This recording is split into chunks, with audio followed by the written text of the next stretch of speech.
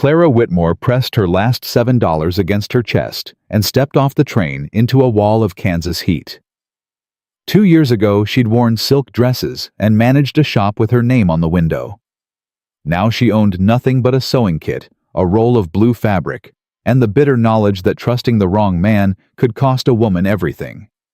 She had 3 days before this money ran out. 3 days to find work or face the streets.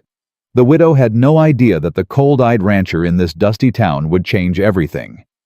If you want to see how this desperate woman with nothing but a needle rebuilt her entire life, stay with me until the end. Hit subscribe and drop a comment telling me what city you're watching from. I love seeing how far these stories travel. Clara's boots hit the wooden platform, and the July sun slammed into her like a physical force. Sweat immediately beaded along her hairline, soaking into the collar of her traveling dress, the same dark wool she'd worn to Henry's funeral 2 years ago. Too heavy for summer, too worn for dignity. But it was all she had. She clutched her carpet bag with white-knuckled fingers and scanned the platform. A weathered sign read, "Dusty Creek," in faded letters. 3 people waited for the train, a man loading freight, a woman with 2 children and an old-timer whittling on a bench. Nobody was waiting for her. Nobody ever would be again. "You lost, miss." Clara turned. The old-timer had stopped whittling and was studying her with rheumy but sharp eyes. "No, sir." She straightened her spine. "I'm looking for work, seamstress work if there's any to be had." He scratched his beard. "Seamstress, huh? Ruth Baker's got a shop on Main Street. But I'll tell you straight, ain't much call for fancy stitching in summer. Folks wait till fall to spend money on clothes." Clara's stomach dropped. "I see. Thank you." She picked up her bag and walked toward what passed for the main street in this collection of sun-bleached buildings. The heat pressed down on her shoulders, like hands trying to push her into the dirt. $7, she reminded herself. 3 days. Find something. Ruth Baker's shop was easy to find, a small storefront with Baker's Fine Tailoring painted on the window in chipped gold letters. Clara pushed open the door, and a bell chimed weakly overhead. The woman behind the counter looked up from her mending. She was perhaps 50, with gray-streaked hair pulled back severely, and reading spectacles perched on her nose. Her eyes swept over Clara in a single assessing glance, the worn dress, the desperate grip on the carpet bag, the thin frame that spoke of missed meals. "Help you." "Good afternoon, ma'am. My name is Clara Whitmore. I'm a trained seamstress, and I'm looking for employment." Ruth set down her needle. "Whitmore, you from back east?" "Baltimore originally." "Long way from home." It wasn't a question. "What brings you to Dusty Creek?" Clara had practiced this answer on the 3-day train ride. The truth, but not all of it. "I was widowed 2 years ago. My husband's business went to his brother along with everything else. I've been working my way west looking for a fresh start." Something flickered in Ruth's eyes. Recognition, maybe, or sympathy. "I'm sorry for your loss. But I'll be honest with you, Mrs. Whitmore. Summer's my slow season. Ranchers don't buy new clothes when they're spending every penny on cattle and feed. I barely have enough work for myself." "I understand." Clara kept her voice steady despite the panic clawing at her throat. "Perhaps you know of anyone else who might need sewing done." "Mending alterations, I'm not proud. I'll take any work." Ruth was quiet for a moment, studying Clara with those sharp eyes. Then she sighed. "There's the Thornton Ranch about 8 miles northwest. I hear they've been without a proper hand to manage their clothes and supplies since old Zeke took over cooking full-time. Cowboys tear through shirts and pants like you wouldn't believe, and nobody out there knows how to sew worth a damn." Hope sparked in Clara's chest. The Thornton Ranch. Samuel Thornton's place. He runs a good operation. Honest man pays fair wages. Ruth paused, and something complicated crossed her face. "But I should warn you, he lost his wife 4 years back. Cholera took her and his brother both. Sam's changed since then. He's not mean exactly, just closed off, cold, doesn't trust easy, especially not strangers." "I'm not afraid of cold men," Clara said quietly. "I was married to one." Ruth's eyebrows rose. "That's so. My husband smiled at everyone and meant none of it. I'll take honest coldness over charming lies any day. A small smile tugged at Ruth's mouth. Well, you've got spine, I'll give you that. Walt McGraw, he's Sam's foreman. He comes into town every few days for supplies. He was here this morning, so probably won't be back till Thursday. But if you're determined, the supply wagon runs out that direction tomorrow afternoon. Old Pete drives it. He might give you a ride if you ask. Thank you, Mrs. Baker. Truly. Clara turned to leave, but Ruth's voice stopped her. Mrs. Whitmore. Yes. That ranch isn't a place for most women. The work is hard, the men are rough, and Sam Thornton doesn't suffer fools. If you've got any other options. I don't. Clara met her eyes directly. I have $7, no family, and nowhere else to go. Options are a luxury I can't afford. Ruth nodded slowly. Then I wish you luck. You're going to need it. Clara found a boarding house that charged $2 a night robbery, but she had no choice. She paid for one night, ate the cheapest meal she could find at the saloon next door, and spent the evening mending a tear in her spare dress by candlelight. The room was small and hot, the bed hard and narrow, but it had a lock on the door, and that was enough. As she stitched, Clara's mind drifted to Henry, to the early days of their marriage, when she'd believed his promises, when she'd thought partner meant something more than property. You'll never have to worry about anything, Clara. I'll take care of you. He had taken care of her. He'd taken care of everything. The money, the decisions, the business. And when he died with a mountain of hidden debt, she'd discovered exactly what taking care of meant. It meant she had no legal claim to anything. It meant Henry's brother Marcus could walk into the shop she'd helped build and tell her to leave. It meant starting over at 32, with nothing but the skills her mother had taught her and the bitter education her husband had provided. Never again would she let someone else hold her fate in their hands. Clara tied off her thread and examined her work. Perfect stitches, invisible mending. This was what she was worth. This was what would save her. If Samuel Thornton gave her the chance to prove it.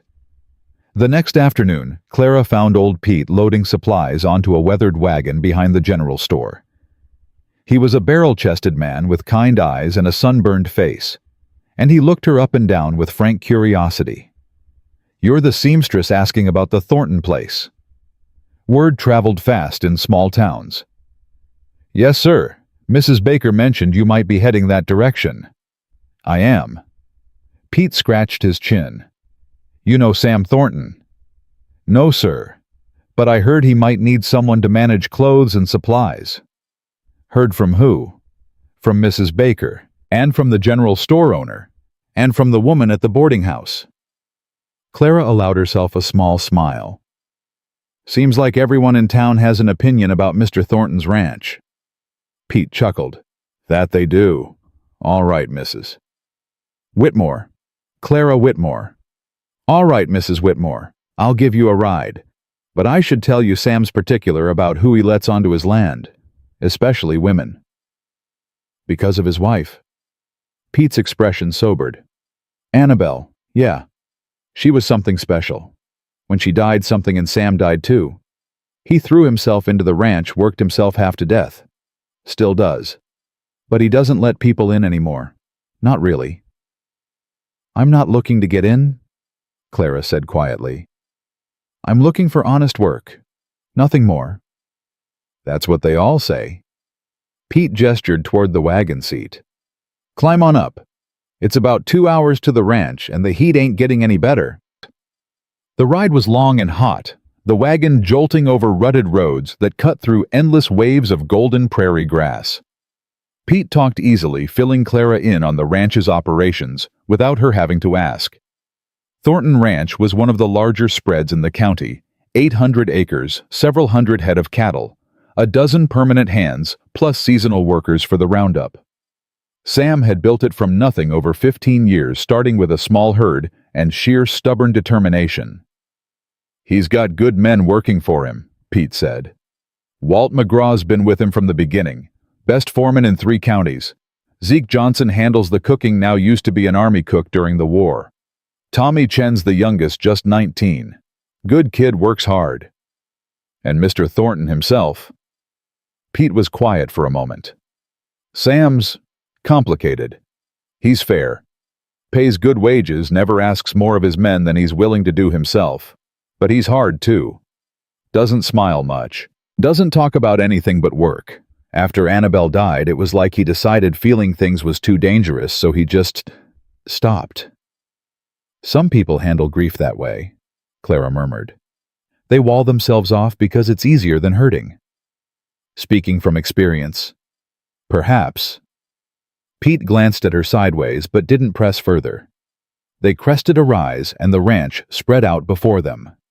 Even from a distance, Clara could see it was a working operation, not fancy, but functional. A large house, a massive barn, several outbuildings, corrals full of horses. Men moved among the animals, their shouts carrying on the wind. Clara's heart hammered against her ribs. This was it, her last chance. Don't fail. Don't fail. Don't fail. The wagon rolled into the yard, and several cowboys looked up from their work. Clara felt their eyes on her, curious and speculative. She kept her gaze forward, her hands folded in her lap with calm she didn't feel. Wait here, Pete said, climbing down. I'll find Sam. Clara sat motionless, watching the activity around her. A young man, barely more than a boy, was struggling to carry 2 heavy buckets of water. An older black man emerged from what looked like a cookhouse, wiping his hands on an apron. A dog lay in the shade of the barn tail, thumping lazily against the dirt. Then she saw him. Samuel Thornton emerged from the barn, and Clara's breath caught despite herself. He was tall and broad-shouldered, with dark hair that needed cutting and a face that looked like it had been carved from weathered stone. He moved with the easy confidence of a man who owned everything around him, but there was weariness in his shoulders, a heaviness that spoke of burdens carried too long. He couldn't have been much older than 40, but he carried himself like a much older man. One who'd seen too much and lost more. Pete spoke to him briefly, gesturing toward the wagon. Sam's eyes found Clara, and even from a distance, the weight of his gaze made her straighten her spine. He approached with long strides, stopping a few feet from the wagon. Up close, she could see the lines around his eyes, the shadow of stubble on his jaw, the scar that ran along his left forearm. You're the seamstress. It wasn't a question. His voice was rough, like he didn't use it much for anything but giving orders. Yes, sir. Clara Whitmore. She met his eyes directly, refusing to look away from the cold assessment she found there. I heard you might need someone to manage mending and supplies. You heard wrong. Sam crossed his arms over his chest. I don't need anyone. With respect, sir, your men's shirts say otherwise. Something flickered in his expression. Surprise, maybe, at her boldness.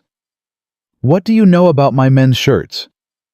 I know that the young man carrying water has a tear in his sleeve that's been poorly patched with what looks like saddle thread. I know the gentleman who just came out of your cookhouse is wearing pants with a hem that's been let down twice, probably because he's the only one tall enough to need it.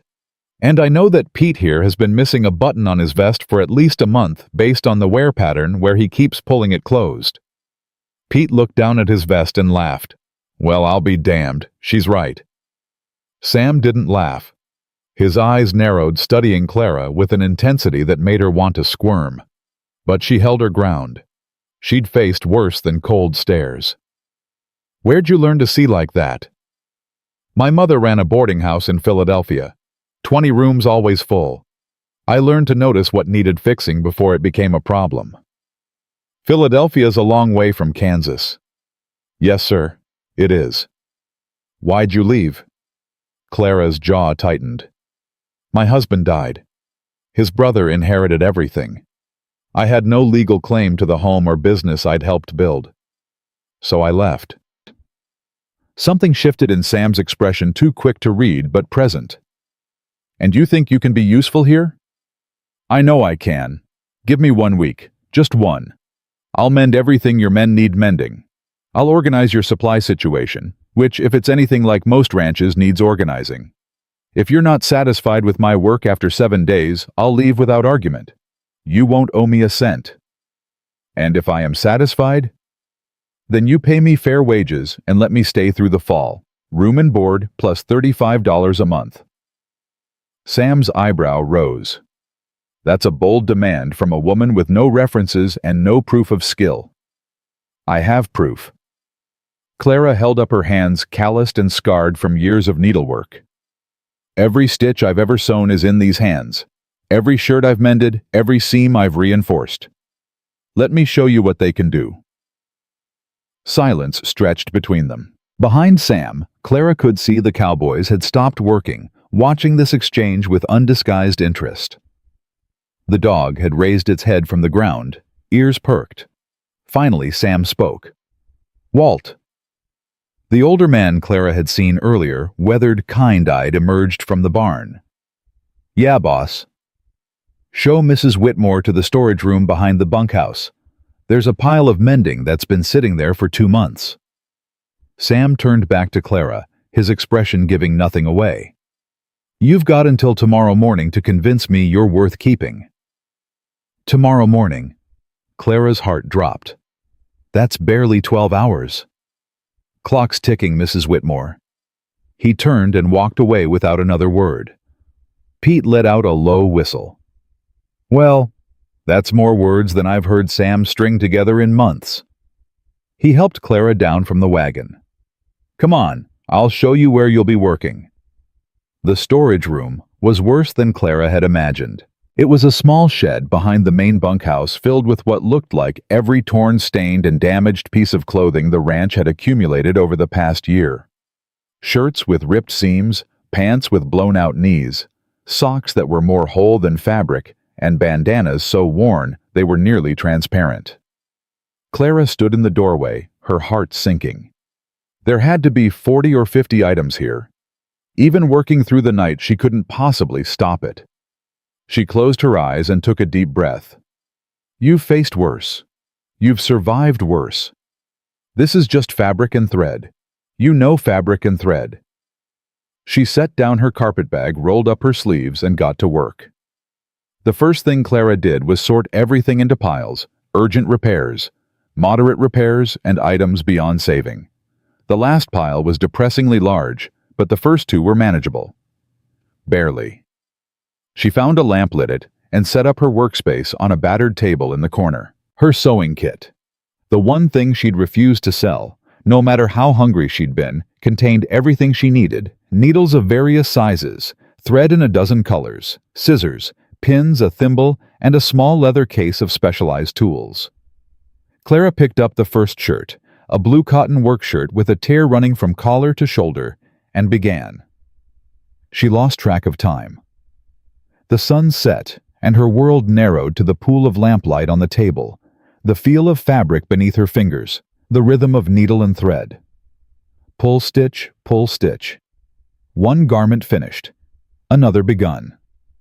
Her shoulders ached, her eyes burned, her fingers cramped around the needle. But she didn't stop. Show him what you're worth. Show all of them. Around midnight, the door creaked open. Clara looked up to find the old black man from the cookhouse standing in the doorway holding a plate of food and a cup of coffee. You haven't eaten, he said simply. I don't have time. You'll work better with food in your belly. He set the plate on the corner of her table, biscuits, beans, and a thick slice of ham. I'm Zeke, been doing the cooking around here since old Cookie passed. Clara Whitmore. She eyed the food, her stomach growling traitorously. Thank you. Don't thank me yet. That coffee's strong enough to wake the dead. Zeke settled onto a crate near the door, clearly intending to stay. Mind if I watch? Been a long time since I seen someone work a needle proper. Clara picked up a biscuit with one hand and resumed stitching with the other. You're welcome to stay. They worked in companionable silence for a while, Clara sewing, Zeke watching. The food was simple but good, and the coffee was, as promised, remarkably strong. You've got skill, Zeke said finally. I've seen soldiers sew wounds cleaner than most men sew cloth, and you're better than any of them. Thank you. Where'd you learn? My mother. She could sew anything: dresses, curtains, upholstery. She taught me everything she knew. Clara tied off a thread and examined her work. She used to say that sewing was like telling a story. Every stitch is a word. Put them together right, and you've made something that means something. Zeke nodded slowly. Your mama sounds like a wise woman. She was. Clara picked up the next item, a pair of pants with the knees completely blown out. She died 15 years ago. Influenza. Sorry to hear that. Thank you. It was a long time ago. Another silence, comfortable this time. Then Zeke spoke again. Sam Thornton's a good man. I want you to know that. Clara looked up from her work. Does he know you're here? Doesn't need to. Zeke's eyes were steady. I fought in the war, Mrs. Whitmore. Saw things no man should see, did things that still wake me at night. Sam gave me a chance when plenty of folks wouldn't. Hired me because I could cook, not because of what I looked like or where I came from. That speaks well of him. It does. But he's hurting, has been since Annabelle died. He works himself to the bone, doesn't sleep enough, doesn't eat right. Thinks if he keeps moving fast enough, the grief can't catch him. Zeke shook his head. He's wrong, of course. Grief always catches up. But he's not ready to hear that yet. Clara considered this. Why are you telling me? Because I saw the way he looked at you in that yard. Like he was seeing something he hadn't seen in a long time. Zeke stood, picking up her empty plate. Don't know what it means. Maybe nothing. But I thought you should know who you're dealing with. Not just a cold man with a cold ranch. A good man with a broken heart. He left before Clara could respond. She stared at the closed door for a long moment, then turned back to her work. Broken hearts weren't her concern. She had a pile of mending to finish and about 6 hours to do it. Dawn crept through the cracks in the shed walls, pale gray light mixing with the dying glow of her lamp. Clara set down the final piece, a pair of work boots that had needed new stitching on both soles, and stretched her aching back. 43 items. 43 items in 12 hours. Her eyes burned. Her fingers were cramped into claws. Her whole body screamed for sleep. But she was done. Clara stood slowly, her joints protesting, and surveyed her work. The mended clothes hung from nails she'd pounded into the walls, organized by owner where she could guess and by size where she couldn't. Every stitch was perfect. Every repair was invisible. This was her best work done under the worst conditions, and it was good. She allowed herself a moment of pride. Then she washed her face with water from the barrel, outside, straightened her hair, and waited. Samuel Thornton arrived just after sunrise. He stepped into the shed and stopped cold. Clara watched his face as he took in the transformation, the organized rows of mended clothes, the neat piles of items beyond repair, the clean workspace where chaos had reigned just hours before. For a long moment, he said nothing. Then he moved to the hanging clothes and began examining them one by one. He checked seams, tested stitching, ran his fingers over repairs that were by design invisible. Clara's heart hammered against her ribs as she watched him work. She'd done her best, if her best wasn't good enough. This shirt. She stepped closer. It was a faded blue work shirt with what had been a massive tear along the side seam. Yes. This was Tommy's. He caught it on barbed wire 2 months ago. I told him to throw it out. Sam held it up, turning it toward the light. I can't even see where the tear was. That was the point.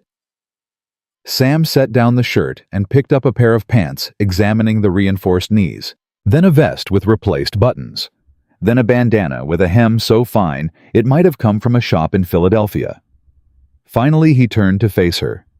You did all this in one night. I did. Without sleep. Sleep is a luxury, Mr. Thornton. Results are not.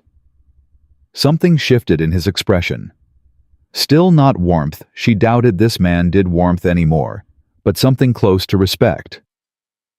"You've made your point, Mrs. Whitmore." "Does that mean I have the job?" Sam was quiet for a long moment. Behind him, Clara could see cowboys beginning to gather, drawn by curiosity. Tommy, Zeke, Walt, Pete. Others she didn't know yet. "1 week," Sam said finally. "Room and board. At the end of 7 days, we'll discuss wages and terms." "I want it in writing." His eyebrow rose. "You don't trust my word." "I don't trust anyone's word, Mr. Thornton. I've learned that lesson the hard way." Clara met his eyes steadily. "No offense intended, but a verbal agreement isn't worth the air it takes to speak it. I want something I can hold on to." For a long moment, she thought she'd pushed too far, that he'd tell her to leave, that her boldness had cost her everything.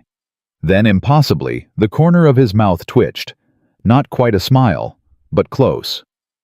"Walt," he called over his shoulder, "get Mrs. Whitmore set up in the spare room behind the cookhouse, and find me pen and paper.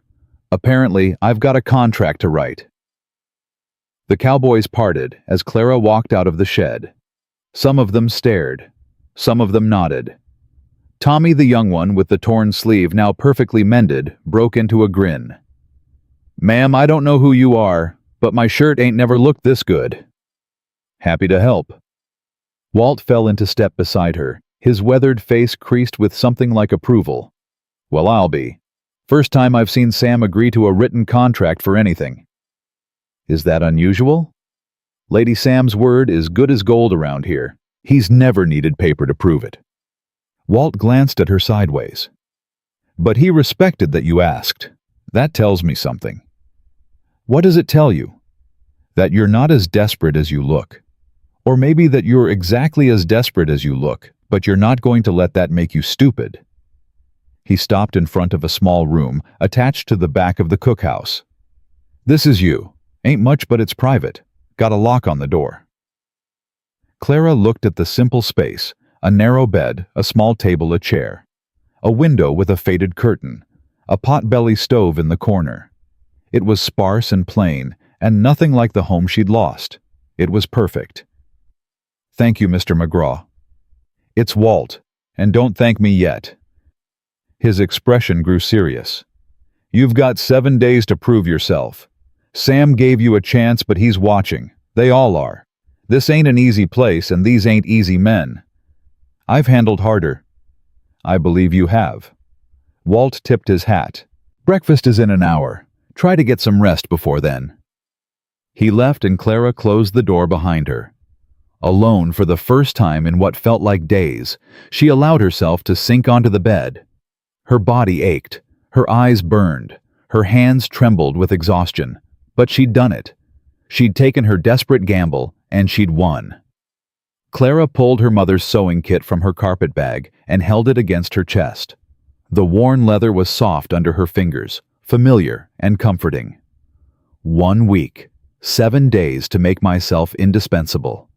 She thought about Samuel Thornton's cold eyes and the ghost of that almost smile. 7 days. I can do anything for 7 days. Outside, she could hear the ranch coming to life, men shouting, horses nickering, the distant lowing of cattle. This was her world now, for better or worse. Clara lay back on the narrow bed and closed her eyes. Just 7 days. She was asleep in seconds, her mother's sewing kit still pressed against her heart. Clara woke to the sound of men shouting and the smell of burning bacon. She bolted upright, disoriented. The room was unfamiliar. The bed was wrong. Where memory crashed back. The train. The ranch. Samuel Thornton's cold eyes. 43 pieces of mending in 12 hours. She'd done it. She was here. And something was burning. Clara threw off the thin blanket and stumbled toward the cookhouse door. Inside, chaos reigned. Zeke stood at the stove, cursing under his breath as smoke billowed from a skillet. 3 cowboys hovered nearby, looking helpless. "Move!" Clara pushed past them and grabbed the smoking pan, tossing it into the water barrel with a sharp hiss. What happened? Grease fire, Zeke muttered, waving smoke away from his face. I turned my back for 1 second. Where's your baking soda? My what? Never mind. Clara scanned the shelves, found a bag of flour, and dumped it over the remaining flames on the stovetop. The fire died instantly. There. Crisis handled. The cowboys stared at her like she'd performed magic. Ma'am, Tommy said slowly, how'd you know to do that? Boarding house, remember, 20 rooms, 3 meals a day. You learn to handle emergencies fast or you don't survive. Clara wiped her flour-covered hands on her skirt, then caught herself. She was still in yesterday's dress, wrinkled and sweat-stained. Excuse me, I need to change. She retreated to her room, face burning with embarrassment. So much for making a dignified impression. When she emerged 20 minutes later, properly dressed with her hair pinned back, the cookhouse had returned to some semblance of order. The cowboys were eating at the long tables, biscuits and beans, nothing fancy but filling. Zeke handed her a plate. Saved you some before the vultures got it all. Thank you. No, ma'am, thank you. He lowered his voice. That fire could have spread. You saved my kitchen. It was nothing. It wasn't nothing. It was quick thinking. Zeke studied her with those wise, knowing eyes. You're more than just a seamstress, aren't you? Clara took a bite of biscuit to avoid answering. The morning passed in a blur of activity. Clara set up a proper workspace in the corner of the cookhouse where the light was good and she could work while keeping an eye on things. Word had spread about her overnight miracle, and cowboys kept finding excuses to stop by to drop off more mending, to examine her work, to simply stare at the stranger in their midst. She let them look. Looking was fine. It was the questions she dreaded. Where you from, ma'am? Baltimore. What brought you west? Looking for work. You got family? Not anymore. Short answers. Polite, but distant. The cowboys seemed to accept this, retreating to their tasks with nothing more than curious glances. Samuel Thornton was a different matter. He appeared at midday, just as Clara was finishing her lunch. He stood in the doorway for a long moment, watching her work before crossing to her table. You put out a fire this morning. It wasn't a question. Yes, sir. Zeke says you saved the cookhouse. Zeke exaggerates. Zeke doesn't exaggerate about anything. Sam pulled a folded paper from his pocket and set it on the table. Your contract. 1 week trial room and board terms to be renegotiated at the end. Clara picked up the paper and read it carefully. Every word. Every clause. She'd learned that lesson the hard way. This is acceptable. Glad you approve. There was the faintest hint of dry humor in his voice. Sign it, and we're official. She signed, Clara Josephine Whitmore, in the careful script her mother had taught her. Sam took the paper back, glanced at her signature, and tucked it away. I need to check the north fence line. Walt's in charge while I'm gone. How long will you be away? Few hours, maybe longer. He paused at the door, looking back at her with those unreadable eyes. Try not to save anything else while I'm gone. Makes the rest of us look bad. Then he was gone, and Clara was left staring at the empty doorway, trying to figure out if Samuel Thornton had just made a joke. The afternoon brought unexpected challenges. Clara had finished the urgent mending and was starting on a pile of items that needed more extensive repairs when Tommy appeared at her elbow, looking nervous. Ma'am, can I ask you something? Of course. It's just... He shuffled his feet. I tore another shirt. My good one, the one you just fixed. Clara set down her needle. Already. How? Tommy's face went red. Barbed wire again. I was trying to fix the fence and I got caught and... Show me. He held up the shirt. The tear was worse than the first one, a long, jagged rip that ran from shoulder to hem. Clara could see where her careful stitching had held, but the fabric around it had given way entirely. The cloth is worn through, she said, examining it. This shirt's been washed too many times in water that's too hot. The fibers are breaking down. Can you fix it? I can patch it, but it'll just tear again somewhere else. Clara looked at the young man's disappointed face and felt something soften in her chest. How many shirts do you have? 2. This one and the one I'm wearing. That's not enough. It's what I can afford. Clara thought for a moment. I saw some fabric in the storage room. Plain muslin, nothing fancy but sturdy. If Mr. Thornton doesn't mind me using it, I could make you a new shirt, properly constructed with reinforced seams. Tommy's eyes widened. You'd do that for me? I'd need measurements, and it would take a few days. Ma'am, He stopped, swallowed hard. Nobody's ever made me anything before. Not since my mama died. Something in his voice made Clara's throat tight. How old were you? 12. Pa sent me away after that. Said I was too much trouble to keep around.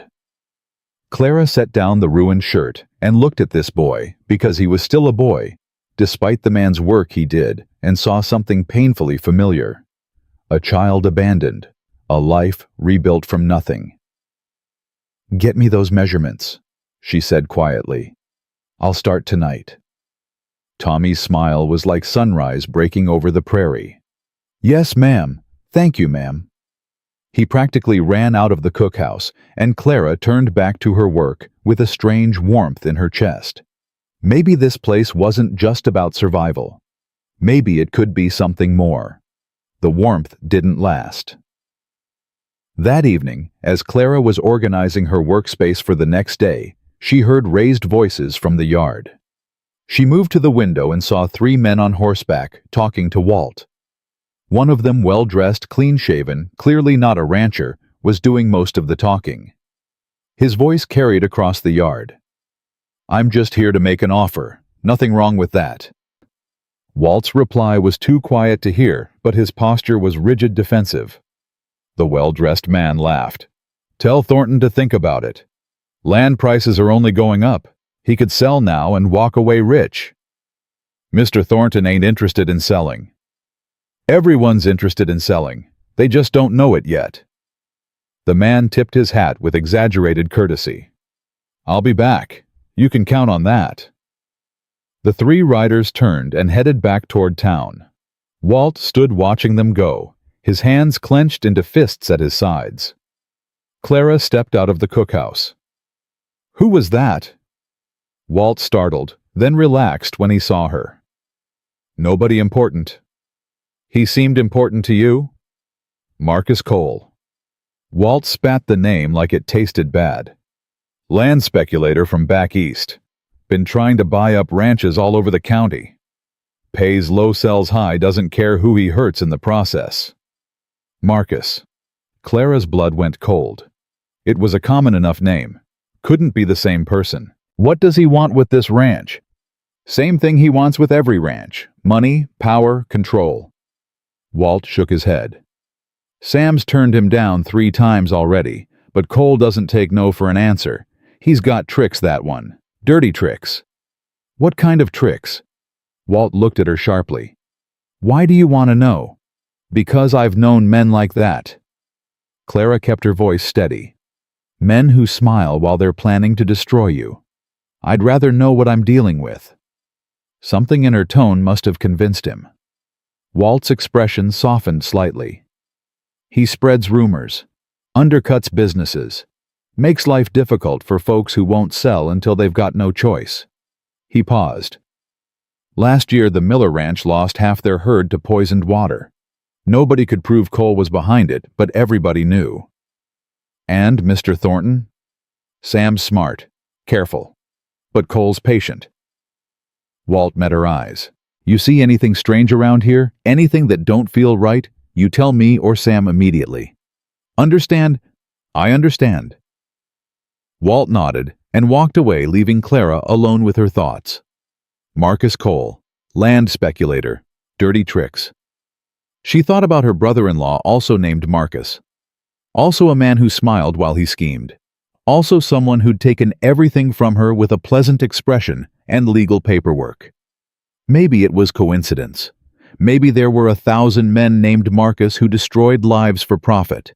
Or maybe the world was smaller than she'd hoped. Clara went back inside and locked the door behind her. The next morning, Samuel Thornton returned from his fence inspection, looking exhausted and irritated. Clara was in the cookhouse helping Zeke prepare breakfast when Sam strode in and poured himself coffee without a word to anyone. "Rough night?" Zeke asked mildly. "Found 3 sections of fence cut. Clean cuts, not animal damage." Sam's jaw was tight. "Someone's been on my land." Clara's hand stilled on the biscuit dough. "Cut deliberately."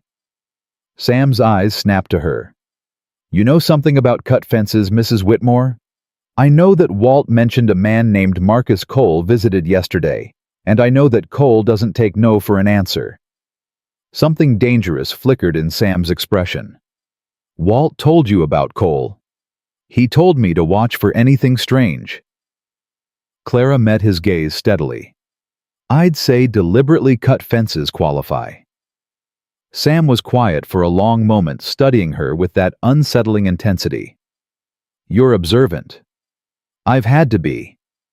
"That how you survived, after your husband died, being observant?" The question caught Clara off guard. "Partly. That and stubbornness."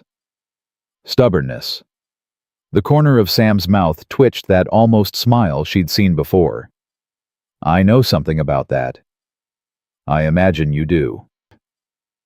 They looked at each other across the cookhouse, and something shifted in the air between them. Not warmth exactly, but something close to understanding. Zeke cleared his throat loudly. "Breakfast is ready. You want to eat, or you want to keep making eyes at each other?" Clara's face went hot. "I wasn't. Breakfast sounds good." Sam grabbed a plate and loaded it with eggs and biscuits, seemingly unaffected. "Mrs. Whitmore, after you've eaten, I want to see what else you noticed about my ranch, besides the torn shirts and the burned bacon." "Is that a test?" "Call it a consultation." He sat down at the head of the long table. "I'm told you have a talent for seeing problems before they become disasters. I'd like to know what problems you see here." Clara looked at Zeke, who shrugged as if to say, "Don't ask me." "All right," she said slowly. "But you might not like what I have to say." "I didn't ask you to say things I'd like. I asked you to tell me the truth." Clara took a deep breath. "Then finish your breakfast, Mr. Thornton. We've got a lot to discuss." The tour of the ranch took most of the morning. Clara walked beside Samuel Thornton, pointing out things she'd noticed in her short time here. The disorganized supply shed, the inventory that didn't match the records, the equipment that needed repair before it failed completely. Sam listened without interruption, his expression growing grimmer with each revelation. "How do you know all this?" he asked finally. "You've been here 2 days." "I pay attention, and I've run operations before, not ranches, but the principles are the same. Track what comes in, track what goes out, fix things before they break. Your husband's business. My husband's business that should have been our business." Clara kept her voice even. "I built the systems. I managed the inventory. I balanced the books. And when he died, none of it mattered because my name wasn't on any of the paperwork." Sam was quiet for a moment. "That why you wanted our agreement in writing?" "Partly." "What's the other part?" Clara stopped walking and turned to face him. "The other part is that I've learned to protect myself, Mr. Thornton. I've learned that promises mean nothing without proof. I've learned that the people who hurt you most are often the ones you trusted most." She paused. "I'm not saying you're untrustworthy. I'm saying I've been burned badly enough that I don't trust anyone until they've earned it." Sam studied her with those gray eyes that gave nothing away. "And how does someone earn your trust? Time, consistency, actions that match words." Clara lifted her chin. "You gave me a chance when you had no reason to. That's a start. But it's only a start." "Fair enough." Sam started walking again, and Clara fell into step beside him. "I've got a proposition for you." "I'm listening." "You've been here 2 days, and you've already seen more problems than I noticed in a year. I want you to fix them. Fix them how? However you see fit. Organize the supplies, set up systems. Tell me what's wrong and how to make it right." He glanced at her. "I'll pay you extra. $50 a month instead of 35. Clara's heart jumped. $50 was more than she'd ever earned. It was enough to save to build something to have options. What's the catch? No catch, just more work. And what do the men think about a woman telling them how to do their jobs? Sam stopped walking. "The men work for me. If they've got a problem with my decisions, they can take it up with me." "That's not what I asked." "It's the only answer that matters." His jaw was set stubborn. "I don't care what anyone thinks, Mrs. Whitmore. I care about what works. And you work." Clara felt something loosen in her chest. Something she hadn't even realized was tight. "All right," she said. "I'll do it. But I want that in writing too." The almost smile was back. "I figured you would." That night, Clara sat in her small room, adding figures in a ledger by lamplight. The numbers were beginning to tell a story of waste, of inefficiency, of a ranch that was profitable despite itself, rather than because of good management. She could fix this. She knew she could. But fixing it would mean staying. Mean putting down roots. Mean trusting that Samuel Thornton would keep his word when so many others had broken theirs. A knock on her door made her jump. "Mrs. Whitmore?" It was Zeke's voice. "Sorry to disturb you, but Sam wants to see you in the main house. Now it's nearly 10 o'clock. He says it's important." Clara set down her pen and smoothed her hair. Her heart was beating too fast. What could possibly be important at this hour? She found Sam in the kitchen of the main house, standing at the table with papers spread out before him. "Close the door," he said without looking up. Clara did. "What's wrong?" "I've been going through the old records, the ones my wife used to keep." Sam's voice was rough. "I found something." "Found what?" He picked up a sheet of paper and handed it to her. "Look at the signature at the bottom." Clara looked. The document was a bill of sale from 3 years ago, a routine transaction unremarkable in every way except for the name of the buyer. Marcus Cole. "He bought cattle from you." "He bought cattle from me 3 years ago when my wife was still alive." Sam's jaw was tight. "Paid fair price, no problems. I forgot all about it until tonight." "Why does that matter?" "Because according to these records, he visited the ranch 4 times before that sale. Met with Annabelle while I was out working. She never mentioned it."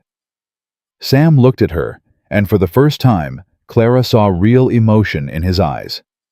Confusion. Pain. "Why would my wife keep secrets from me about Marcus Cole?" Clara's blood went cold.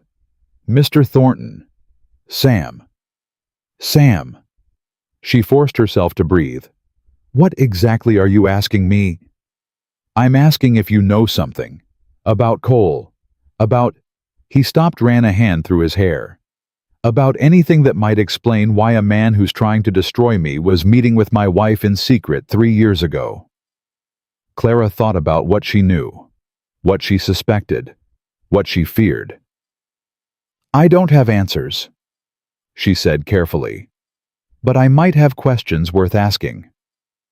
Sam looked at her with those haunted gray eyes.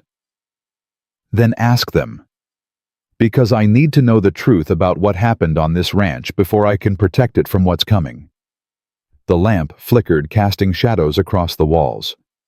Clara took a deep breath. "Tell me everything you remember about those months before your wife died." Sam sat down heavily, like a man whose legs had given out. "Those months," he said slowly. "I don't remember much. I was working from dawn till dark. We'd just bought the Hendricks land, expanded the herd. There was so much to do. And Annabelle. She seemed happy, busy with her garden, her charity work in town. She was always helping someone." His voice cracked. "That's the kind of woman she was.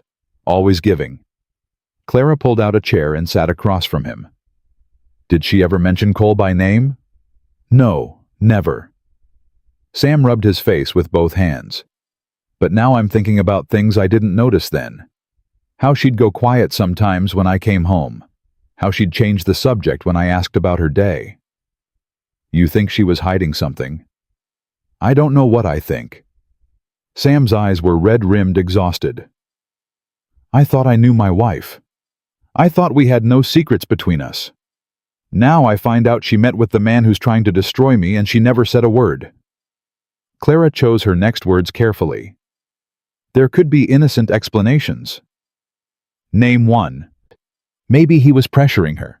Maybe she was trying to protect you from something. By lying to me. By not worrying you. Clara leaned forward. I don't know your wife, but I know what it's like to carry burdens you don't want to share. Sometimes we keep secrets to protect the people we love, not to betray them. Sam looked at her for a long moment. You speaking from experience. I'm speaking from observation. That's not an answer. No, Clara admitted. It's not. The silence stretched between them, heavy with unspoken questions. Finally, Sam gathered the papers and stood. I need to think about this. Figure out what it means. He paused at the door. Thank you. For listening. I didn't do anything. You didn't judge. That's something. He looked back at her, and his expression was raw, vulnerable, in a way she hadn't seen before. Good night, Mrs. Whitmore. Clara. What? If I'm calling you Sam, you should call me Clara. The almost smile returned sad this time. Good night, Clara. The following days passed in a blur of work and watchfulness. Clara threw herself into organizing the ranch's supplies, creating systems that would outlast her presence. She measured Tommy for his new shirt and started cutting the fabric. She helped Zeke streamline the kitchen operations. She documented everything she noticed about the ranch's inefficiencies. But underneath all the productive activity, tension was building. Marcus Cole didn't return, but his presence was felt. More fence sections were found cut. A water trough was contaminated with something that made 3 horses sick. One of the storage sheds was broken into, though nothing seemed to be missing. He's sending a message, Walt said grimly after inspecting the shed. Showing Sam he can get to us whenever he wants. Why doesn't Sam report him to the sheriff? No proof. Cole's careful. Always has someone else do his dirty work. Walt spat into the dirt. Man like that, you can't fight fair. He doesn't know the meaning of the word. Clara thought about this as she walked back to the cookhouse. She thought about men who fought dirty, who used power and money to take what they wanted, who smiled while they destroyed lives. She thought about her brother-in-law Marcus, and how he'd looked at her the day he'd told her to leave, smiling, always smiling. Mrs. Whitmore. Clara jumped. Tommy had appeared at her elbow looking worried. Sorry, ma'am, didn't mean to startle you. It's all right. What do you need? Mr. Thornton wants to see you. In his office. Clara's stomach tightened. Did he say why? No, ma'am, but he's got that look, the one he gets when something's wrong. Something was always wrong lately. Clara smoothed her skirt and headed for the main house. Sam was standing by the window when she entered, staring out at nothing. He didn't turn around. Close the door. She did. Tommy said you wanted to see me. I got a telegram today. Sam's voice was flat. From a man in Baltimore named Marcus Whitmore. Clara's blood turned to ice. He says he's looking for his brother's widow. Says she stole money from the family business before she left. Sam finally turned, and his eyes were hard as granite. He's offering a reward for information about her whereabouts. Clara couldn't breathe, couldn't think. The room seemed to spin around her. Is it true? Sam asked quietly. No. The word came out strangled. I didn't steal anything. I swear to you. Then why is he looking for you? Because he's a liar. Clara's hands were shaking. She pressed them flat against her skirt. He took everything. The shop, the house, every penny Henry left. And when I demanded my fair share, he told me I was lucky he wasn't having me arrested for theft. Theft of what? Nothing. Nothing that wasn't already mine. Tears burned in her eyes, but she refused to let them fall. My husband was a gambler. I didn't know until he died. He'd lost everything. Our savings, our security, everything. Marcus used that debt as leverage to take the business. And when I protested, he made up lies to destroy my reputation. Sam studied her face. Why didn't you tell me this before? Because I was ashamed. Clara's voice broke. Because I spent 2 years running from a man who ruined my life, and I thought if I got far enough away, it would be over. I thought... She stopped, pressing a hand to her mouth. You thought what? I thought I could start fresh. I thought I could be someone new. She looked at him with raw desperation. I didn't steal anything, Sam. I swear on my mother's grave. But if you don't believe me, I'll leave. I'll pack my things right now and... Stop. Clara froze. Sam crossed the room and stood before her, close enough to touch, close enough that she could see the conflict in his eyes. I believe you. You do. I've watched you for 2 weeks. You work harder than any of my men. You're honest to a fault. You asked for everything in writing because you've been cheated before. His jaw tightened. That's not the behavior of a thief. That's the behavior of someone who's learned not to trust. Relief crashed through Clara so hard her knees nearly buckled. Thank you. Don't thank me yet. Sam's expression was grim. This Marcus Whitmore, is there any chance he's connected to Marcus Cole? Clara stared at him. I don't know. I never thought... Think now. Could they be related? Business partners? Could one have sent you here deliberately? The possibility hadn't occurred to her. But now that Sam said it aloud, connections began forming in her mind. Marcus, my Marcus. He mentioned investors once. Eastern money, he called them. Men who were buying up land out west. Her stomach churned. I didn't pay attention. I was too busy trying to survive. Eastern money. Sam's voice was hard. Cole's from Philadelphia originally. Made his fortune there before he came west. Philadelphia. Clara felt sick. That's where my mother's boarding house was, where I grew up. Too many coincidences. I know. They stood in silence, the weight of implications pressing down on them. Then Sam moved to his desk and picked up the telegram. I'm not going to respond to this. Sam.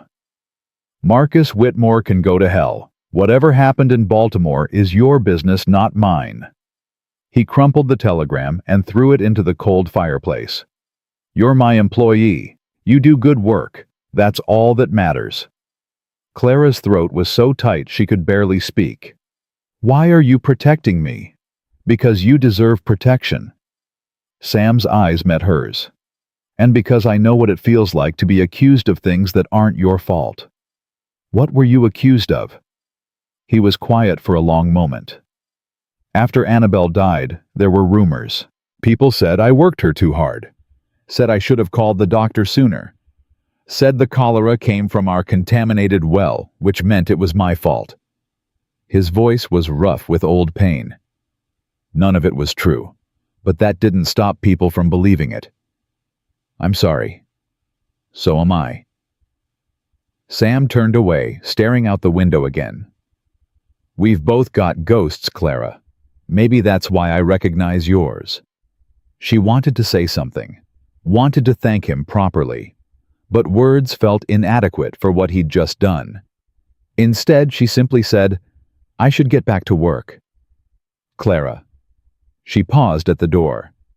If Cole and your brother-in-law are connected, this is bigger than either of us realized. I need you to be careful. Watch for anything unusual. Anyone asking questions about you. I will. And Clara? Yes. You're not alone in this.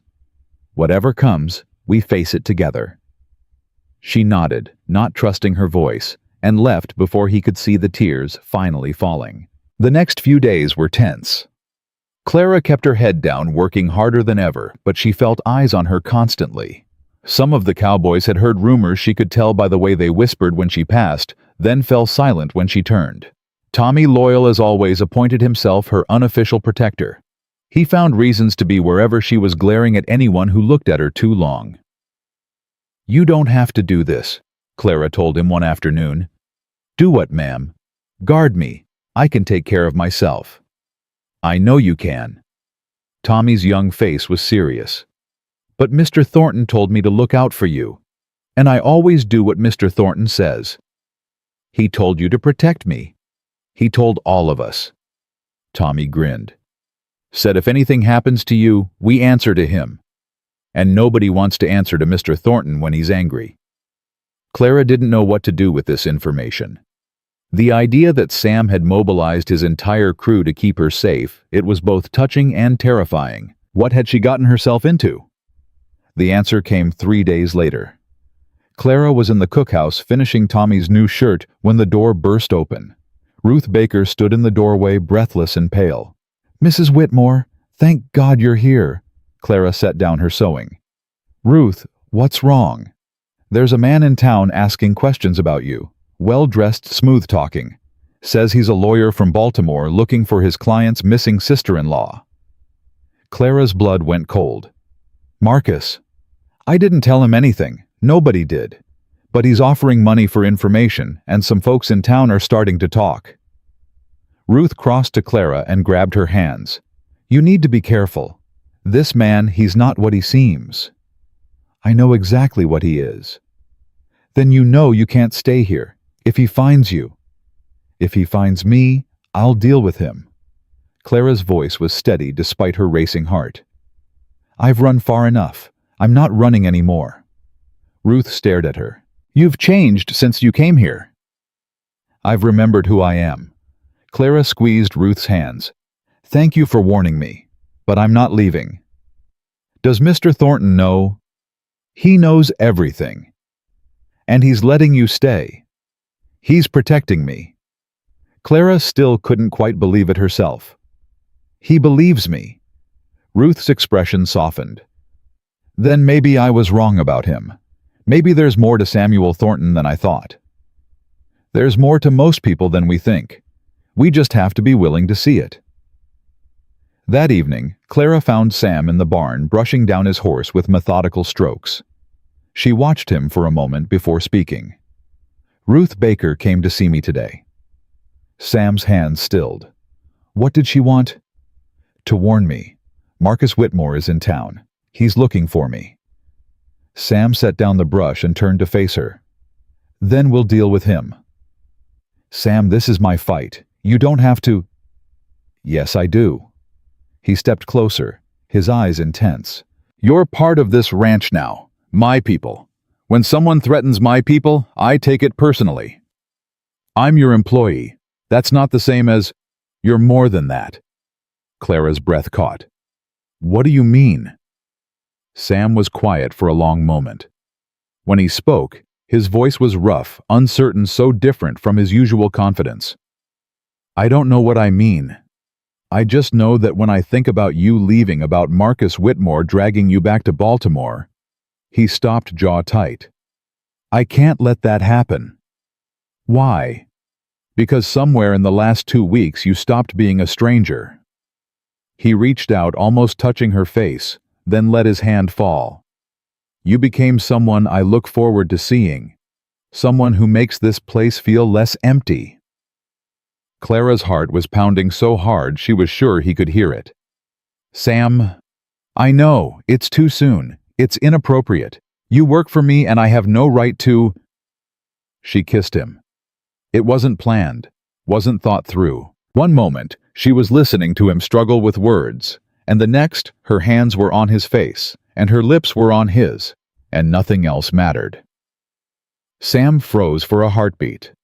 Then his arms came around her, pulling her close, and he kissed her back with a hunger that stole her breath. When they finally broke apart, they were both trembling. "Clara." His voice was hoarse. I don't. She pressed a finger to his lips. Don't apologize. Don't take it back. I wasn't going to. His arms tightened around her. I was going to ask if you meant it. I meant it. Then God help us both. He rested his forehead against hers. Because I don't know how to do this anymore. I don't know how to feel things without being terrified of losing them. Neither do I. Clara pulled back enough to look at him. But I'm tired of being scared. I'm tired of running. I want to stay. I want to fight for something instead of just surviving. What do you want to fight for? This. She gestured between them. Whatever this is, whatever it could be. Sam's smile was slow and real. Not the almost smile she'd seen before, but something genuine and warm. It transformed his face, made him look younger, hopeful. Then we fight together. They walked back to the house hand in hand, and Clara felt something she hadn't felt in years. Hope. But hope, she would learn, was a dangerous thing. Because Marcus Whitmore had already found what he was looking for, and he wasn't the only enemy closing in. The next morning, Clara woke to shouting. She threw on her dress and ran outside to find the yard in chaos. Cowboys were running toward the north pasture. Smoke was rising in the distance. Sam appeared at her side, his face grim. Stay here. What's happening? Someone set fire to the north barn, the one where we store the winter hay. He grabbed a horse from the corral. Lock yourself in the cookhouse. Don't open the door for anyone except me or Walt. Sam. Do it, Clara. His eyes were fierce. Please. She did as he asked, watching through the window as he rode off with his men. Her hands were shaking as she locked the door. This was Marcus Whitmore's work. Or Marcus Cole's. Or both of them together. They were escalating, getting desperate. And Clara knew with terrible certainty that the worst was yet to come. Hours passed. Clara paced the cookhouse like a caged animal, unable to work, unable to rest. Finally, as the sun began to set, she heard horses returning. She ran to the window and saw Sam dismounting, his face and clothes black with soot. Walt was beside him, looking equally exhausted. Clara unlocked the door and stepped outside. What happened? The barn's gone. Sam's voice was flat with exhaustion. We saved most of the hay, but the building's a total loss. Was anyone hurt? Tommy got burned. Sam met her eyes, and she saw rage barely contained. He'll be all right, but it was close. Too close. This was Cole. This was both of them. Sam pulled a piece of paper from his pocket. Found this nailed to a fence post near the fire. Clara took the paper with trembling hands. The message was short. Send her back or lose everything. Your choice, Thornton. They're working together, she whispered. They're trying to destroy me to get to you. Sam's jaw was set. But they've made a mistake. What mistake? They think I'll give you up to save my ranch. He reached out and cupped her face with soot-stained hands. They don't know me at all. Clara pulled away from Sam's touch. I can't let you lose everything because of me. That's not your decision to make. Yes, it is. She stepped back, her mind racing. They want me. If I leave... If you leave, they win. Sam's voice was hard. And I don't let people like that win. This isn't about winning or losing. This is about survival. No. Sam grabbed her arm, not rough but firm. This is about standing up for what's right. You didn't steal anything. You didn't do anything wrong. And I'll be damned if I let two greedy men destroy you because you had the courage to start over. Clara's eyes burned with tears. She refused to shed. Why do you care so much? Because I spent 4 years not caring about anything. His grip softened. You woke something up in me, Clara. Something I thought was dead. I'm not letting that go without a fight. Before she could respond, Walt appeared at Sam's shoulder. Boss, we got visitors. Sam turned. 3 riders were approaching from the main road. Even at a distance, Clara recognized the lead figure, Marcus Whitmore, her brother-in-law. "Get inside," Sam ordered. "No." "Clara." "I said no." She stepped forward, her chin high. "I'm done running. I'm done hiding. If Marcus wants me, he can say it to my face." Sam looked at her for a long moment. Then he nodded slowly. "All right. But you don't say a word unless I tell you to. Understand?" "I understand." The riders stopped 20 feet from where they stood. Marcus Whitmore dismounted with the easy grace of a man who'd never done hard work in his life. He was handsome, Clara had to admit. Clean-shaven, well-dressed, with the kind of smile that made people trust him. That smile had fooled her once. Never again. "Clara." Marcus spread his hands. "Thank God you're safe. I've been worried sick about you." "Don't." Clara's voice was ice. "Don't pretend you care about me. But I do care. We're family." "We're nothing. You made sure of that when you stole everything Henry left me." Marcus's smile flickered. "That's not what happened. The business was failing. Henry's debts." "Henry's debts were your excuse." Clara felt Sam's solid presence beside her. "You used them to take what wasn't yours. And when I fought back, you spread lies to destroy my reputation." "I never spread lies." "Then why are you here? Why did you travel 1,000 miles to find a woman you claim is a thief?" Marcus's mask slipped just for a second. Anger flashed in his eyes before the pleasant expression returned. "I came to help you, to bring you home where you belong." "I belong here. With these people. In this wilderness." Marcus gestured dismissively at the ranch. "You're a city woman, Clara. You don't belong in the dirt with cowboys and cattle." "That's where you're wrong." Clara stepped closer. "I've never belonged anywhere more than I belong here. I've never been more myself than I am right now. And I'm not leaving." Silence stretched across the yard. Marcus's smile had vanished entirely. "You don't have a choice." His voice was different now, cold, threatening. "I have documentation proving you embezzled funds from the family business. I can have you arrested." "Your documentation is lies. Try proving that in court. A widow against a respectable businessman. Who do you think they'll believe?" Sam spoke for the first time. "They'll believe me." Marcus turned to look at him, sizing him up. "And you are?" "Samuel Thornton. I own this ranch, and I've seen your documentation. It's forged." "That's a serious accusation." "It's the truth." Sam's voice was calm, deadly. "I've also done some checking of my own. Interesting things come up when you start asking questions about Marcus Whitmore of Baltimore." Something flickered in Marcus's eyes. Fear, maybe, or caution. "What kind of questions?" "The kind that connect you to Marcus Cole. The kind that show you've been partners for years, buying up land, destroying businesses, preying on vulnerable people." Sam smiled, but there was no warmth in it. "The kind of questions that could put you both in prison." "You're bluffing." "Am I?" Sam reached into his pocket and pulled out a sheaf of papers. "Telegrams, bank records, witness statements. My lawyer's been busy." Marcus's face went pale. "Where did you get those?" "Doesn't matter. What matters is that I have them. And if you don't leave my property in the next 5 minutes, I'm taking them straight to the territorial marshal." For a long moment, nobody moved. Clara could see Marcus calculating, weighing his options. She'd seen that look before, the look of a predator deciding whether to fight or flee. Finally, he stepped back. "This isn't over, Thornton." "Yes, it is.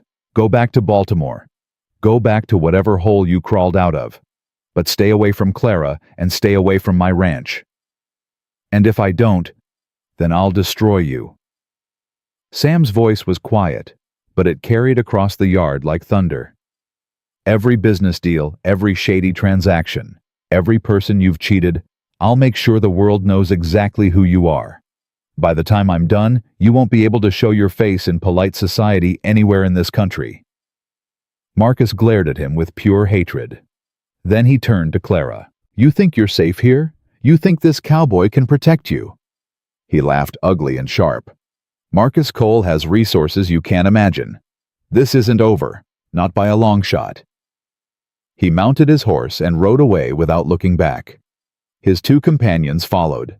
Clara watched until they disappeared over the horizon. Then her knees buckled. Sam caught her before she hit the ground. "Easy, I've got you."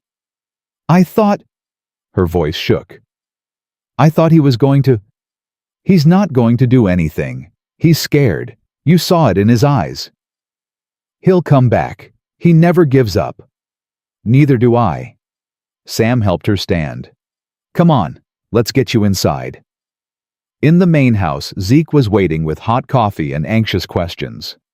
Clara told him everything about Marcus Whitmore, about the connection to Cole, about the threats. When she finished, Zeke was quiet for a long moment. "So we're fighting two enemies now." "Looks that way," Sam said. "And they're working together." "Appears so." Zeke nodded slowly. "Then we need to hit them both at once. Take out one, the other gets desperate. Take out both. We're safe." "How do you propose we do that?" Clara asked. "Same way you fight any enemy." Zeke's eyes were sharp. "Find their weakness, exploit it. Don't give them time to recover." "Their weakness is their greed," Sam said. "They're in this for money. Take away the profit, and they'll turn on each other." "How do we take away the profit?" Sam was quiet, thinking. Then his expression changed, something like hope crossing his features. "Cole's been buying up ranches all over the county, paying low, selling high. But what if nobody was willing to sell? You can't control what other ranchers do." "No, but I can warn them. I can show them what Cole really is, the sabotage, the threats, the partnership with your brother-in-law." Sam stood energized. If the other ranchers band together, Cole loses his leverage. His whole operation falls apart. Clara felt something stir in her chest. "You'd do that risk-making enemies of powerful men." "I'd do anything to protect what's mine." Sam's eyes met hers. "And that includes you." The next few days were a blur of activity. Sam rode to every ranch in the county, showing his evidence, warning his neighbors about Cole and Whitmore. Some believed him immediately. Others were skeptical. A few slammed doors in his face. But slowly the tide began to turn. Clara stayed at the ranch, working alongside Zeke and Walt to fortify their defenses. They posted guards at night. They checked the water supply twice daily. They kept weapons close and eyes sharp.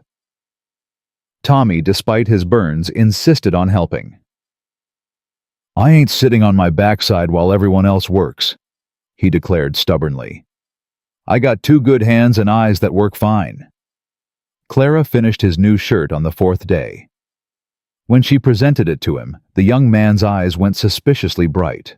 "Ma'am, this is— I don't know what to say." "Say you'll be more careful around barbed wire." Tommy laughed, wiping his eyes. "Yes, ma'am, I promise." On the fifth day, everything changed. Clara was in the cookhouse when Ruth Baker arrived, breathless and pale. "They're gone." "Who's gone?" "Both of them, Marcus Cole and Marcus Whitmore." Ruth grabbed Clara's hands. "They left town this morning, packed up everything and rode out before dawn." Clara stared at her. "That doesn't make sense. They wouldn't just give up." "They didn't give up." Ruth's expression was strange, relieved and worried at the same time. "They're regrouping. The other ranchers, Sam's warnings worked. Cole couldn't buy anyone else out. His investors pulled their money. Without capital, he's got nothing. So it's over. The business part is over." Ruth hesitated. "But Clara, before they left, someone heard them talking at the hotel. They were planning something personal." Clara's blood went cold. "What kind of something?"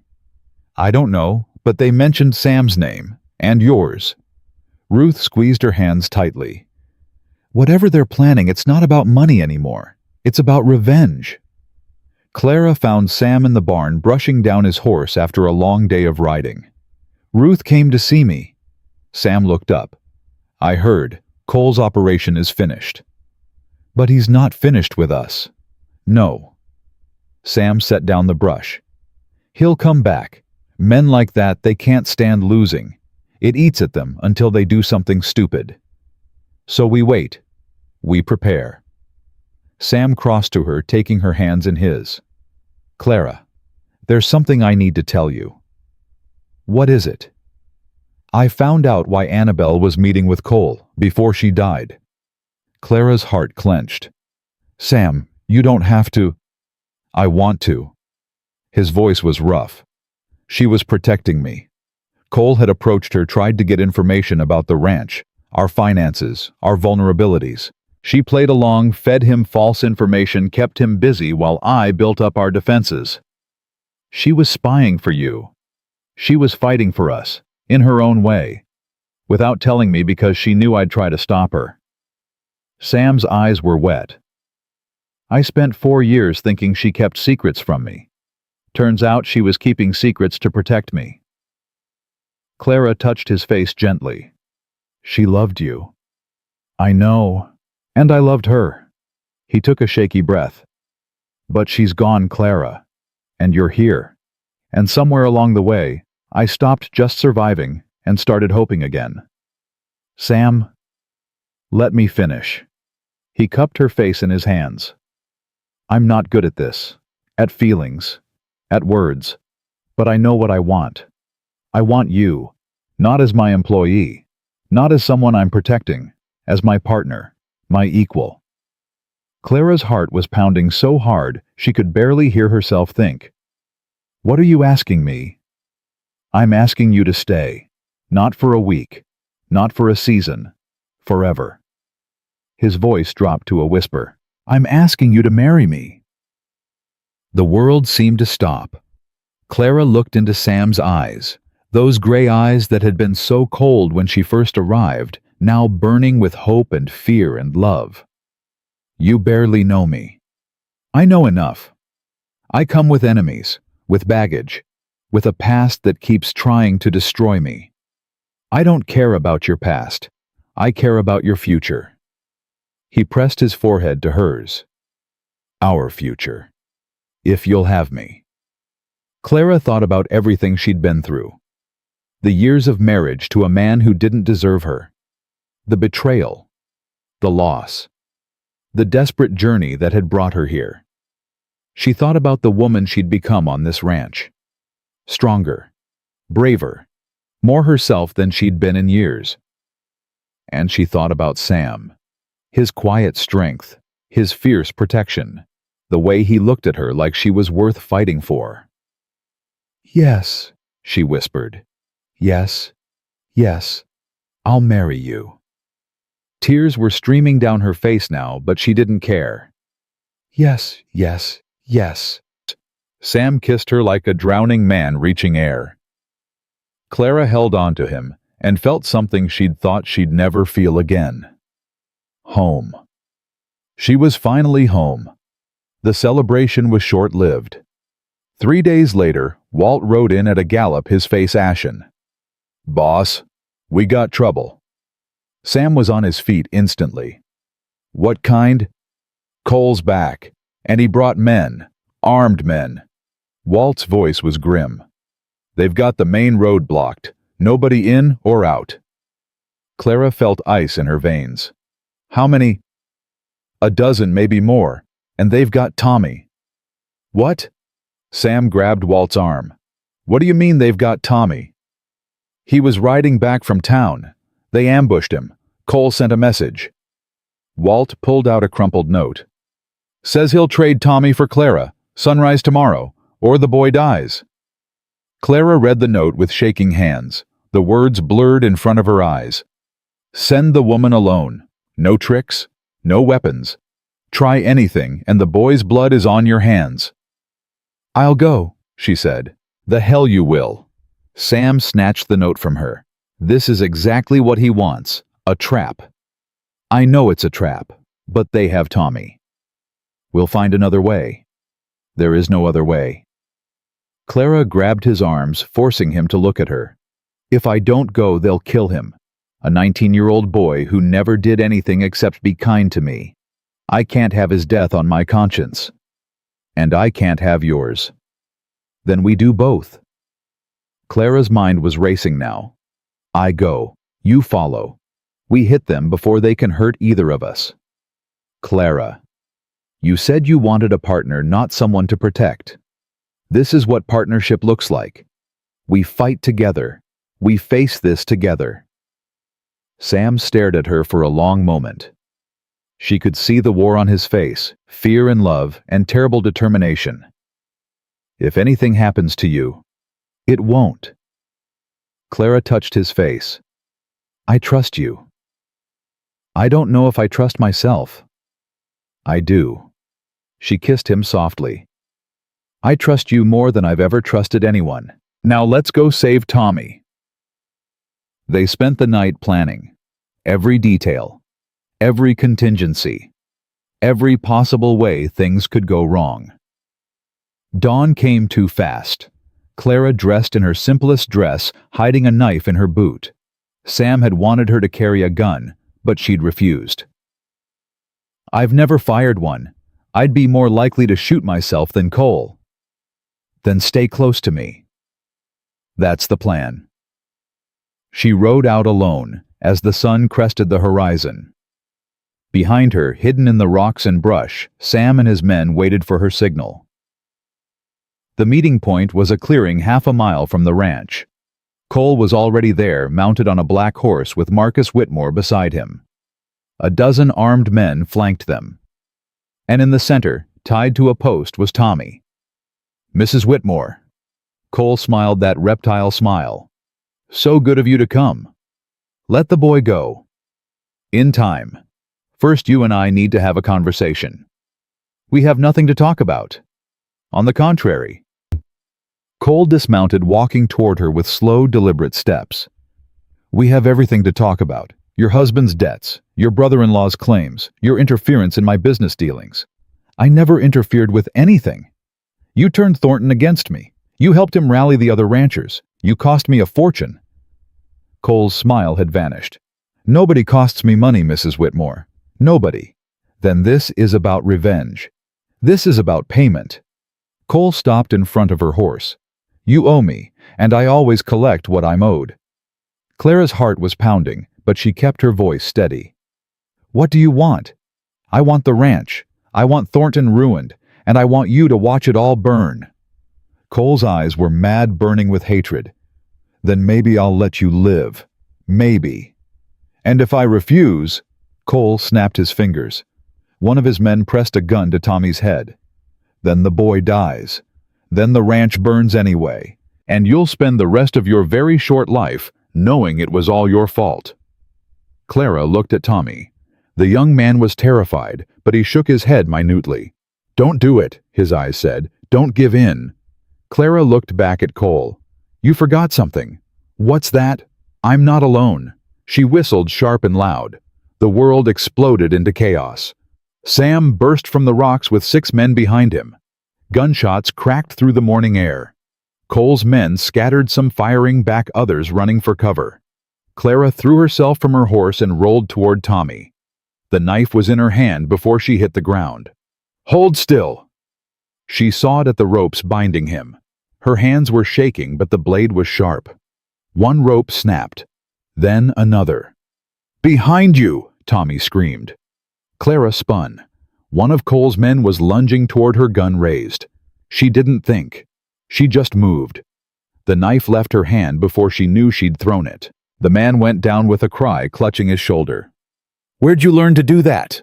Tommy gasped as the last rope fell away. Boarding house. Clara grabbed his arm. Kitchen knives. Long story. Move. They ran for the rocks where Walt was providing cover fire. Bullets kicked up dirt around their feet. Clara's lungs burned. Her legs screamed. But she didn't stop. They made it. Walt pulled them both behind a boulder, his weathered face grim. You two okay? We're alive. Clara looked back at the chaos. Where's Sam? Center of it. Walt pointed. Sam was fighting hand-to-hand with Marcus Cole. Both men had lost their guns somewhere in the melee. They circled each other like wolves throwing punches that connected with sickening thuds. Cole was younger, faster, but Sam fought with the desperate fury of a man protecting everything he loved. Stay here, Clara ordered Tommy. Ma'am, you can't. But she was already moving. She ran toward the fight, dodging between combatants, ducking under swinging fists. Her heart hammered against her ribs. Her vision narrowed to one point: Sam. Cole saw her coming. His eyes flickered with savage triumph. He pulled a knife from his boot, where had that come from, and lunged toward her. Sam tackled him from behind. They went down hard, rolling across the packed earth. The knife flew from Cole's grip. Sam pinned him down, his hands around the other man's throat. It's over, Sam snarled. You've lost. Cole laughed, a wet, ugly sound. Have I? A gunshot split the air. Sam jerked. Clara screamed. But it wasn't Sam who fell. Marcus Whitmore crumpled to the ground behind them, a smoking gun falling from his limp fingers. Behind him stood Zeke, his own weapon still raised. You all right, boss? Sam stared at the man who'd been about to shoot him in the back. Then he looked at Zeke. You followed us. Course I did. Zeke lowered his gun. Somebody had to watch your back while you were busy being heroic. Clara reached Sam's side, her hands running over his chest, his arms searching for wounds. Are you hurt? Sam talked to me. I'm fine. He caught her hands in his. I'm fine. It's over. It's not over. Cole's voice was ragged but defiant. He struggled under Sam's weight. You think you've won? I have powerful friends, investors, connections you can't imagine. I'll destroy you. I'll destroy everything you... No. Clara stepped forward, looking down at the man who'd tried to ruin her. You won't. You're nothing. A seamstress, a widow, a woman with nothing. I'm not nothing. Clara's voice was steady. I'm the woman who brought you down, me, with my records and my observations and my refusal to give up. She knelt beside him, meeting his wild eyes with calm certainty. You thought I was weak because I was alone. You thought I was vulnerable because I had nothing. But you were wrong. I had everything I needed. I had my skills, I had my courage, and I had people who believed in me. Cole stared at her with pure hatred. This isn't over. Yes, it is. Sam hauled him to his feet. Walt, tie him up. We're taking him to the marshal. The ride back to town felt like a dream. Cole and 3 of his surviving men were bound and secured to their horses. Marcus Whitmore's body was wrapped in a blanket to be delivered to the authorities, along with Sam's evidence of his crimes. Clara rode beside Sam, their horses close enough that their knees touched. Neither of them spoke. Words seemed inadequate for what they'd been through. When they reached Dusty Creek, half the town had already gathered. Word had spread. People lined the streets, watching with wide eyes as the prisoners were led to the jail. The marshal, a weathered man named Bill Crawford, took one look at the evidence Sam presented and let out a long whistle. This is enough to put Cole away for 20 years, maybe more. What about the others? Clara asked. His investors, his partners. We'll track them down, every last one. Crawford looked at her with newfound respect. Mrs. Whitmore, I owe you an apology. When that telegram came about you being a thief, I almost believed it. Almost. Something didn't sit right. You don't have the eyes of a criminal. He shook his head. I should have trusted my gut instead of fancy paper from back east. You're trusting it now. That's what matters. Outside the jail, Ruth Baker was waiting. She threw her arms around Clara the moment she appeared. Thank God. Thank God you're safe. I'm more than safe. Clara pulled back, smiling. I'm free. Finally, truly free. What do you mean? Clara looked at Sam, who was talking quietly with Walt and Zeke. As if sensing her gaze, he turned. Their eyes met across the dusty street. I mean, I found something I never thought I'd find again. Clara's voice was soft. A home. A purpose. A future worth fighting for. Ruth followed her gaze and smiled slowly. Samuel Thornton. Well, I'll be. It's not what you think. Honey, I think it's exactly what it looks like. Ruth squeezed her hand. And I couldn't be happier for you. The ride back to the ranch was quiet. The sun was setting, painting everything in shades of gold and orange. Clara was exhausted down to her bones, but beneath the fatigue was something else. Peace. Real peace, for the first time in years. Tommy rode beside her, still shaky, but alive. He kept looking at her with something like awe. Ma'am? Yes, Tommy. Back there when you threw that knife, you saved my life. You would have done the same for me. I don't know if I would have been brave enough. He ducked his head. I was so scared. I thought I was going to die. And all I could think about was how I never got to thank you properly. For the shirt. For being kind to me. For making this place feel like home. Clara's throat tightened. Tommy, you're the closest thing to family I've had since my mama died. The young man's voice cracked. I just wanted you to know that. Clara reached over and squeezed his arm. Then I guess that makes us family. At the ranch, Zeke had somehow managed to prepare a meal despite everything. The cookhouse was warm and bright, filled with the smell of roasting meat and fresh bread. The cowboys gathered around the long table, their faces tired but triumphant. Someone produced a bottle of whiskey. Toasts were made. Stories were told, the fight growing more dramatic with each retelling. Clara sat beside Sam, their shoulders touching. She didn't eat much. She was too full of other things, relief and gratitude, and something that felt dangerously like hope. You're quiet, Sam murmured. Just thinking. About what? Clara looked around the table at these men who had become her family. At Tommy, alive and grinning despite his burns. At Zeke, whose quiet wisdom had saved them all. At Walt, who was arguing good-naturedly with one of the younger hands about who'd shot the most of Cole's men. About how much can change in a few weeks, she said finally. When I stepped off that train, I had $7 and no future. Now I have... She stopped, unable to find the right words. Now you have what? Everything. Her voice was barely a whisper. I have everything. Sam's hand found hers under the table. Does that mean you haven't changed your mind? About what? About marrying a stubborn rancher with too much land and not enough sense. Clara turned to look at him, really look at him. This man who had given her a chance when she had nothing. Who had believed her when no one else would. Who had fought for her when he had every reason to walk away. I haven't changed my mind, she said. Have you? Never. Sam's eyes were soft in the lamplight.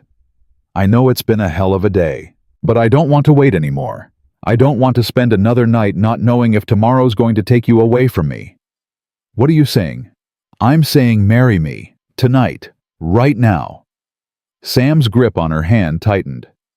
The minister's in town. Ruth can be your witness. We'll do it proper later, church dress, whatever you want. But I need you to be mine. Officially. Before anything else tries to tear us apart. Clara's heart was racing. That's crazy. Probably. We've known each other less than a month. I know. People will talk. Let them. Sam lifted her hand to his lips. I'm done waiting for the right time. The right time is now. It's always now. Clara looked around the table again. The cowboys had fallen silent, watching them with various expressions of curiosity and hope. Well, Tommy asked impatiently. What are you going to say, ma'am? Clara laughed, a real laugh, full and free. I'm going to say yes. The cookhouse erupted in cheers. They rode into town under a canopy of stars. The whole ranch came with them. Cowboys cleaned up as best they could, Zeke in his Sunday clothes. Tommy still wearing his new shirt, despite the soot stains from the day's battle. Ruth met them at the church, somehow having already spread the word.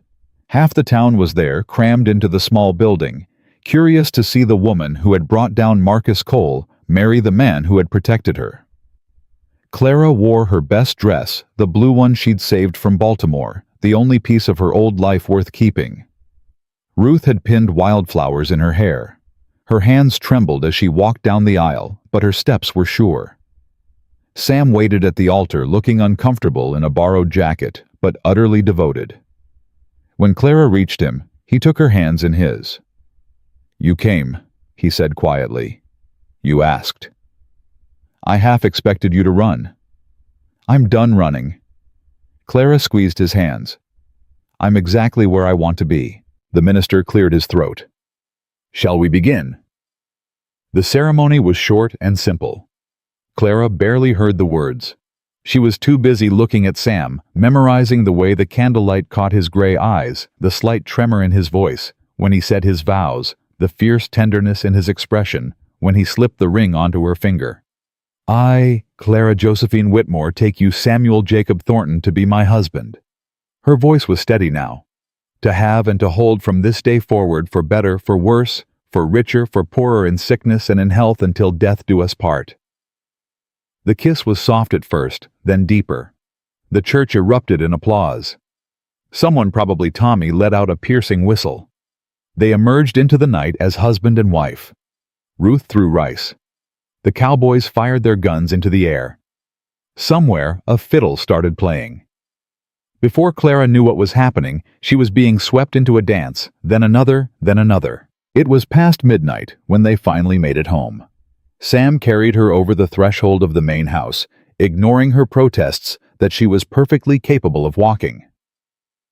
He set her down in the center of the parlor and just looked at her. "What are you thinking?" Clara asked. "I'm thinking I'm the luckiest man in Kansas." "Just Kansas." "Maybe the whole territory." He pulled her close. "Clara Thornton has a nice ring to it." "I like it." She rested her head against his chest. "Though I was thinking for business purposes, I might use both names. Clara Carter Thornton." Sam tensed slightly. "Carter?" "My mother's maiden name. I never took it, but I always wanted to." Clara looked up at him. "It feels right, honoring where I came from while embracing where I am." Clara Carter Thornton. Sam tried it out. Partner, wife, organizer of chaos. Sewer of torn shirts. Thrower of kitchen knives. Clara laughed. "I still can't believe I did that." "I can." Sam's arms tightened around her. "I believe you can do anything."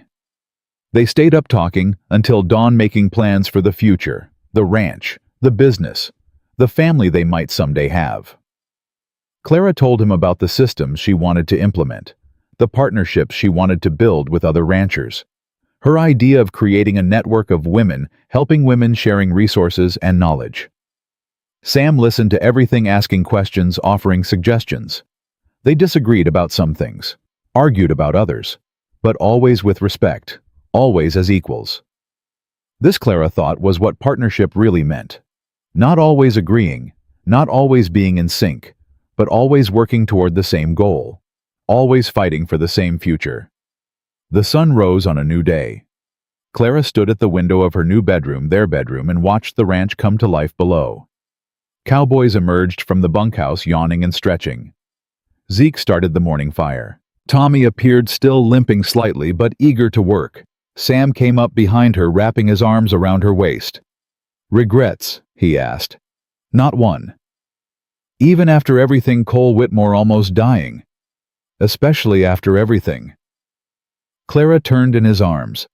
"I spent 2 years running from my past, trying to escape who I used to be, but I was running from the wrong things."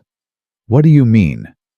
"I thought I needed to leave Clara Whitmore behind, the widow, the victim, the woman who lost everything." She touched his face gently. "But she's not who I was running from. I was running from the fear, the belief that I wasn't enough, that I couldn't survive on my own. And now I know the truth." Clara smiled. "I can survive anything. I already have. But survival isn't the same as living. And living, really living, requires people. Connection. Love. Even for a stubborn, independent woman who wants everything in writing. Especially for her. Clara kissed him softly. I don't want to just survive anymore, Sam. I want to build something. Something that matters. Something that lasts. Then let's build it together. The months that followed were the best of Clara's life. She threw herself into the work of the ranch, expanding beyond just sewing and organization. She negotiated contracts. She managed accounts. She traveled to neighboring towns, building the network she'd dreamed of, women helping women, sharing resources and support. Sam watched her flourish with quiet pride. He never tried to hold her back. Never suggested she was reaching too far.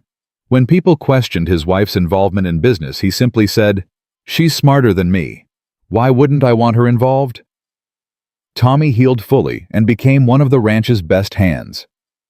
He never forgot that Clara had saved his life, and he made it his personal mission to look out for her whenever Sam wasn't around. Zeke retired at the end of the year, moving into a small house in town that Sam bought for him. He still came out to the ranch for Sunday dinners, claiming nobody else could make cornbread the way Clara had taught him. Walt continued as foreman, grumbling about change, while secretly embracing every improvement Clara suggested. And the ranch prospered. Not just financially, though, that too, but in ways that mattered more. It became a place people wanted to work, a community where every person was valued, a home built on partnership and trust, and the radical idea that everyone deserved a chance to prove their worth.